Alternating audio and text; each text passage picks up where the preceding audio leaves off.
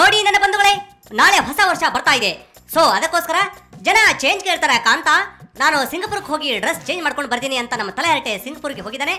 ನಾಳೆ ದಿನ ಹೊಸ ಗೆಟಪ್ನಲ್ಲಿ ಮತ್ತದೇ ಹೊಸ ಥರದ ಪಂಚಿಂಗ್ ಡೈಲಾಗ್ ಹೊಡಿತಾನೆ. ಇಂಥ ಸಂದರ್ಭದಲ್ಲಿ ನಾನು ನಿಮಗೆ ವರ್ಷದ ಕೊನೆಯ ದಿನ ಇಂದು ಈ ನಮ್ಮ ರಾಜಕೀಯ ನಾಯಕರು ಯಾರ್ಯಾರು ಏನೇನು ಹೇಳ್ತಾರೆ ಅಂತ ಕೇಳ್ತೀನಿ, ಅದು ನಿಮಗೆ ಹೇಳ್ತೀನಿ. ಕೇಳ್ರಿ, ಎಂಜಾಯ್ ಮಾಡ್ರಿ. ಓಹೋ, ನಮಸ್ಕಾರ ಎಡ್ಡಿಜಿ. ವರ್ಷದ ಕೊನೆಯ ದಿನ ನಿಮಗೊಂದು ಮಾತು ಕೇಳ್ತೀನಿ, ನಿಮ್ಮ ಮನಸ್ಸಿನಾಗ ಏನಿದೆ ಅಂತ ಹೇಳ್ಬಿಡಿ. ಮೊದಲಿಗೆ ಈಶ್ವರಪ್ಪ ಅವ್ರ ಬಗ್ಗೆ ಏನು ಹೇಳ್ತೀರಿ? ಸನ್ಮಾನ್ಯ ಈಶ್ವರಪ್ಪನವರು ರಾಜ್ಯದ ಅಧ್ಯಕ್ಷರಾದಾಗಲಿಂದ ಇವತ್ತಿನವರೆಗೆ ನನ್ನ ನಿರಂತರವಾಗಿ ಒಂದು ರೀತಿ ಅಪರಾಧಿ ಸ್ಥಾನದಲ್ಲಿ ನಿಲ್ಲಿಸುವಂಥ ಪ್ರಯತ್ನ, ಕೋರ್ಟ್ನಲ್ಲಿ ಬೇಕಾದಷ್ಟು ಕೇಸ್ಗಳಿದ್ದಾವೆ, ಹೀಗಾಗಿ ಅವ್ರಿಗೆ ಯಾವುದೇ ಸ್ಥಾನಮಾನಗಳು ಕೊಡೋಕ್ಕಾಗೋದಿಲ್ಲ ಅನ್ನೋ ಮಾತನ್ನು ನಾನು ಮುಖ್ಯಮಂತ್ರಿಗಳಾದಾಗಲಿಂದಲೂ ಪ್ರಾರಂಭ ಮಾಡಿದರು. ಕಳೆದ 1 ವರ್ಷದಿಂದ ಸತತವಾಗಿ ಆ ರೀತಿ ಆರೋಪವನ್ನು ಮಾಡೋದ್ರಲ್ಲಿ ಅವರು ಯಶಸ್ವಿಯಾಗಿ ನನ್ನನ್ನು 24 ದಿವಸ ಜೈಲಿಗೂ ಕಳಿಸಿದ್ರು, ಮುಖ್ಯಮಂತ್ರಿ ಸ್ಥಾನದಿಂದ ಇಳಿಸಿದ್ರು. ಓಹೋ, ಹಂಗ ಈಗರ ತೃಪ್ತಿ ಆಯ್ತಂತಂದ್ರೆ ಅವ್ರಿಗೆ? ಇಷ್ಟಾದರೆ ಅವ್ರಿಗೆ ತೃಪ್ತಿ ಇದ್ದಂತ ಕಾಣೋದಿಲ್ಲ. ಅವ್ರಿಗೆ ಏನಾದರೂ ಮಾಡಿ ಯಡಿಯೂರಪ್ಪನವ್ರನ್ನ ಈ ಪಕ್ಷದಿಂದ ಹೊರ ಹಾಕಿದ್ರೆ ಸ್ವಲ್ಪ ನನಗೆ ಸಮಾಧಾನ, ತೃಪ್ತಿ ತರ್ಬೋದು, ನಾವೆಲ್ಲ ನಾಯಕತ್ವವನ್ನು ವಹಿಸ್ಕೊಂಡು ಕೆಲಸ ಮಾಡ್ಬೋದು ಅನ್ನೋ ಭಾವನೆ ಅವರಲ್ಲಿ ಮೂಡಿದಂತ ಕಾಣುತ್ತೆ ಇತ್ತೀಚಿನ ಅವ್ರ ಹೇಳಿಕೆಗಳು ನೋಡಿದಾಗ. ಚಚೆ, ನನಗೂ ಬೇಜಾರಾಯಿತು ಈ ವಿಷಯ ಕೇಳಿ. ಹೌದು, ನೀವು ಅವ್ರ ಹತ್ರ ಹೋಗಿ ಸ್ಥಾನಮಾನ ಬೇಕು ಅಂತ ಕೇಳಿದ್ರನ್ರಿ? ನಾನು ಈಶ್ವರಪ್ಪನ ಹತ್ರ ಯಾವತ್ತೂ ಸಹ ನೀವು ಸ್ಥಾನಮಾನ ಕೊಡಿ ಅಂತ ಅವ್ರ ಕೈ ಚಾಚಿ ಅಂಗಲಾಚಿ ಬೇಡಲ್ಲ. ಹೋಗ್ಲಿ, ಅವ್ರು ಹಿಂಗೆಲ್ಲ ಬಾಯ್ಗೆ ಬಂದಂಗ ಮಾತಾಡ್ತಾರಲ್ಲ, ಅದಕ್ಕೆ ತಾವೇನು ಹೇಳ್ತೀರಿ? ಆದರೆ ವಿನಾಕಾರಣ ನನ್ನ ಬಗ್ಗೆ ಅವಹೇಳನಕರ ಮಾತನ್ನು ದಿನನಿತ್ಯ ಹೇಳುವಂಥದ್ದು ರಾಜ್ಯದ ಅಧ್ಯಕ್ಷರಾಗಿ ಅವ್ರಿಗೆ ಶೋಭೆ ತರುವಂಥದ್ದಲ್ಲ. Okay, fine. ಪದೇ ಪದೇ ಯಾಕೆ ಹಿಂಗೆ ಮಾತಾಡ್ತಾರ ಈಶ್ವರಪ್ಪ? ಪದೇ ಪದೇ ಈ ರೀತಿ ಮಾತನಾಡೋದ್ರಿಂದ ಪಕ್ಷವನ್ನು ಬಲಪಡಿಸ್ತೇನೆ ಅನ್ನೋ ಭ್ರಮೆನಲ್ಲಿ ಅವ್ರು ಏನಾದಿದ್ರೆ ಅದು ಭ್ರಮೆನೇ ಆಗ್ಬೋದು. ಓಹೋ, ಹಂಗ. ಇದೆಲ್ಲ ಸರಿ. ಮುಂದಾದರೂ ಪಕ್ಷದ ಹಿತದೃಷ್ಟಿಯಿಂದ ತಾವೇನು ಹೇಳ್ತೀರಿ ಅವ್ರಿಗೆ? ಈ ರೀತಿ ಟೀಕೆಗಳನ್ನು ಮಾಡೋದನ್ನು ಪಕ್ಷದ ಹಿತದೃಷ್ಟಿಯಿಂದ ಈಶ್ವರಪ್ಪನವರು ಕೈ ಬಿಡೋದು ಒಳ್ಳೆಯದು ಅಂತ ನಾನು ತಿಳ್ಕೊಂಡಿದ್ದೇನೆ. ಅದು ನಿಜ ಬಿಡ್ರಿ. ಮತ್ತೇನಾದರೂ ವಿನಂತಿ ಮಾಡ್ಕೊಂತೀರಿ ಅವ್ರಿಗೆ? ಸೊ ಇನ್ನಾದರೂ ನನ್ನ ಬಗ್ಗೆ ಅನಗತ್ಯವಾಗಿ ನನ್ನ ಹೆಸರನ್ನ ಪ್ರಸ್ತಾಪ ಮಾಡೋದನ್ನು ಸನ್ಮಾನ್ಯ ಈಶ್ವರಪ್ಪನವರು ಕೈ ಬಿಡಬೇಕು ಅಂತ ಈ ಸಂದರ್ಭದಲ್ಲಿ ವಿನಂತಿಯನ್ನು ಮಾಡ್ತಾರೆ. ಓಕೆ, ಫೈನಲ್ ಆಗಿ ಒಂದು ಮಾತು ಕೇಳಿಬಿಡ್ತೀನಿ. ಇಷ್ಟು ದಿನ BJP ಅಂದರೆ ಎಡ್ಡಿ, ಎಡ್ಡಿ ಅಂದರೆ BJP ಅಂತಿದ್ರಿ. ನಾಳೆಯಿಂದ ಹೆಂಗ? ಇವತ್ತಿಂದ BJP ಅಂದರೆ ಈಶ್ವರಪ್ಪ, ಈಶ್ವರಪ್ಪ ಅಂದರೆ BJP ಅಂತ ಬದಲಾಯಿಸ್ಕೊಳ್ಳಿ, ಯಡಿಯೂರಪ್ಪ ಅನ್ನೋದು ಬದಲಾಯಿಸ್ಕೊಬೇಡಿ. ಇಷ್ಟೆಲ್ಲ ಆಯ್ತು ನೋಡ್ರಪ್ಪ ಪುರಾಣ.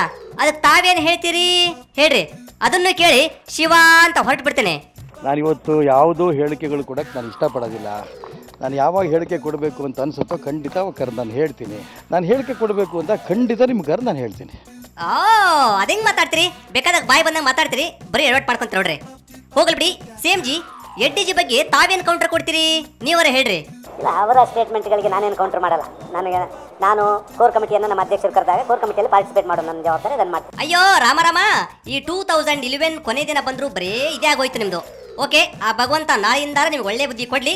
ಓಕೆ, ಇದೆಲ್ಲ ಇರಲಿ. ಇವಾಗ ನಾಳೆಯಿಂದ ನಮ್ಮ ತಲೆಹರಟೆ ನಿಮ್ಮ ಮುಂದೆ ಯಾವ್ಯಾವ ಗೆಟಪ್ನಲ್ಲಿ ಬರ್ತಾನೆ, ಹೇಗೆ ಬರ್ತಾನೆ ಅಂತ ಇವತ್ತೇ ಸ್ಯಾಂಪಲ್ ತೋರಿಸ್ತೀನಿ. ನೋಡ್ರಿ, ಎಂಜಾಯ್ ಮಾಡ್ರಿ. ತಲೆಹರಟೆ ಸ್ಟೈಲ್ ನಂಬರ್ 1.